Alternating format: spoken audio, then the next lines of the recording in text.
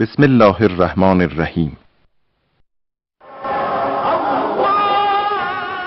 پہلی بار قرآن مجید کی تعلیم کے لیے جدید ترین طرز تعلیم کو استعمال کرتے ہوئے اور عربی کی زبان شناسی کو استعمال کرتے ہوئے اس مجموعے کو مرتب کیا گیا ہے۔ قرأت قرآن کریم کے اصلی ترین طریقے کو نظر میں رکھتے ہوئے اور عربی کے تلفظ پر انتہائی جانفشانی سے کوشش کی گئی ہے کہ رسول اکرم صلی اللہ علیہ وآلہ وسلم کے زمانے کے صحیح تلفظ کو استعمال کیا جائے۔ امید ہے کہ ہم اپنی اس کوشش میں کامیاب ہوں گے اور مومنین کی خدمت میں ایسا مجموعہ پیش کرنے میں کامیاب ہو جائیں گے جو ان کو قرآن سے قریب تر اور مانوس تر کر سکے۔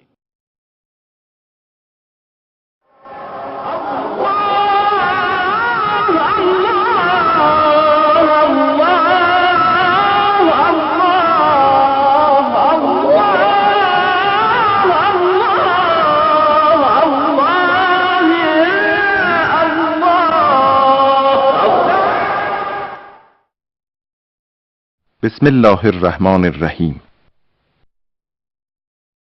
ورتل القرآن ترتیلا ورتل القرآن ترتیلا۔ ترتیل کیا ہے؟ حضرت علی علیہ السلام سے ترتیل کے بارے میں سوال ہوا تو آپ نے فرمایا، ترتیل حروف قرآن کو صحیح ادا کرنا اور وقف و وصل کی مکمل معلومات کا نام ہے۔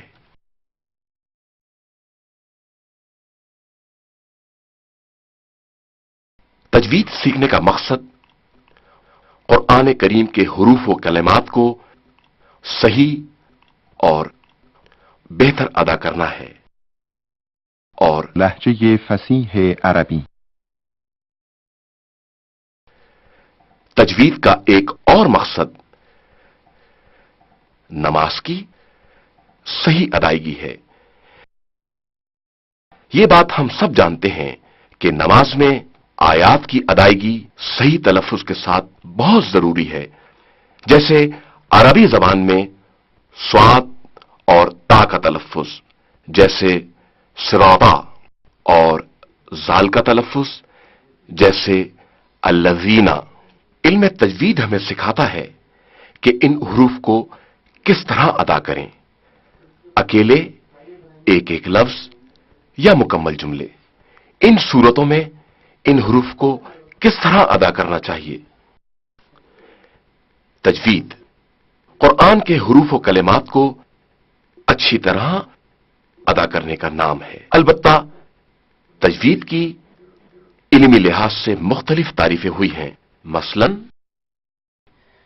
اعطاء الحروف حقها ومستحقها۔ حروف کو جیسا اس کا حق ہے ادا کرنے کا نام تجوید ہے۔ حرف کا حق یہ ہے کہ ہر حرف کو اس کے اصل تلفظ سے ادا کیا جائے اور اس طرح ادا کیا جائے کہ جس طرح ادا ہونا اس کا حق ہے۔ مستحق حرف یہ ہے کہ حروف کے تلفظ کی درستگی کے ساتھ ساتھ قرأت و تجوید کے قواعد و احکام کی درستگی کی جائے جو جملوں کی خوبصورتی کا باعث بنتے ہیں، جیسے تفخیم یا ترقیق یا دوسرے قواعد و ضوابط جن کا ذکر انشاءاللہ بعد میں آئے گا۔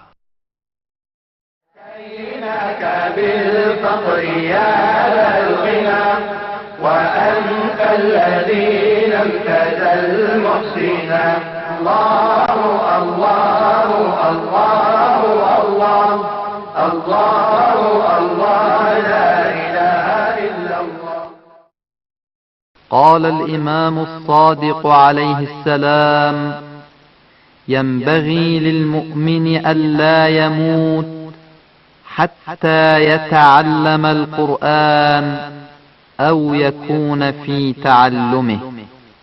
مومن کے لیے ضروری ہے کہ اس دنیا سے اس حالت میں جائے کہ یا قرآن سیکھ چکا ہو یا قرآن سیکھ رہا ہو.